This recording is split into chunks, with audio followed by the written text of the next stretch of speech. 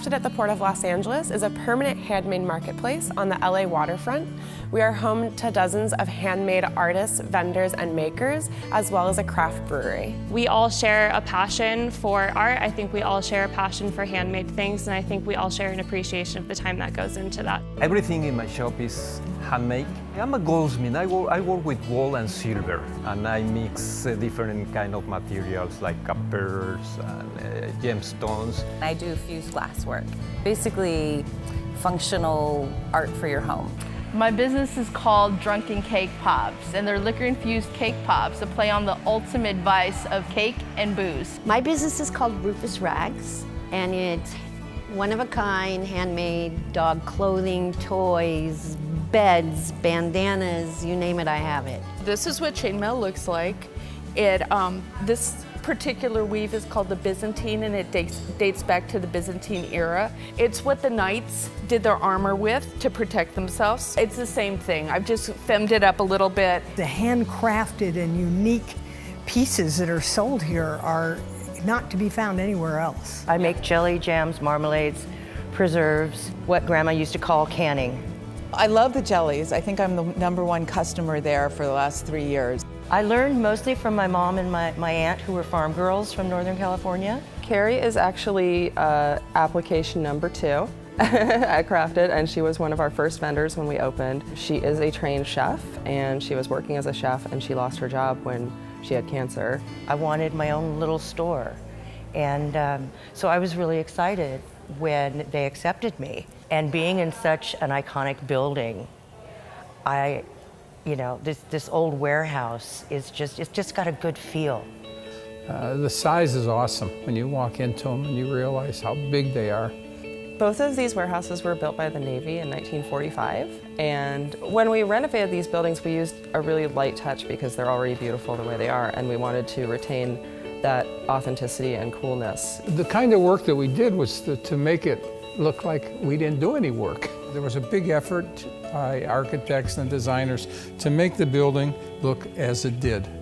We've been trying to redevelop the LA waterfront for a number of years, and Crafted has been a welcome addition in that effort to spark economic development growth here in San Pedro and along our LA waterfront. Crafted is key to the LA waterfront redevelopment. it was the first brave project that started 5 years ago.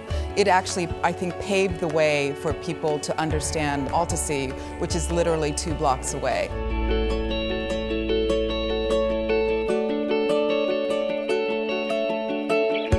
This is such an awesome place for locals to shop. Right inside of the marketplace at any given time, you'll see people sewing or they're painting. They're actually creating it, so they know where the goods are made. They're not shipped, they're not mass produced, they're just good old-fashioned vendors that are making things right here in San Pedro.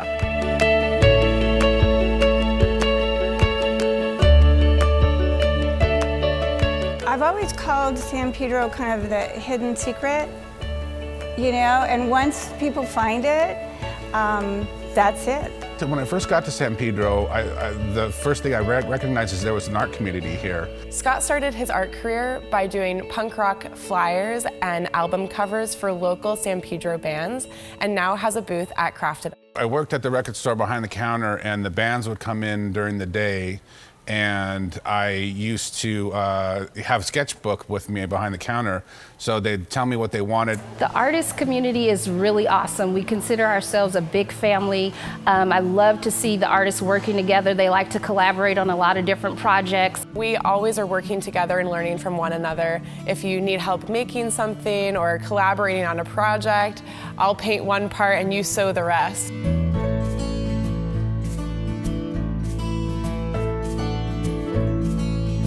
A lot of the artists in the marketplace not only sell their own work in their spaces, but they also teach classes and workshops, and it's a lot of fun to come down and take a class, get your hands dirty, get a hands-on experience with these artists, and learn their tools and tricks of the trade. I teach beginning jewelry, from stringing to turning wire.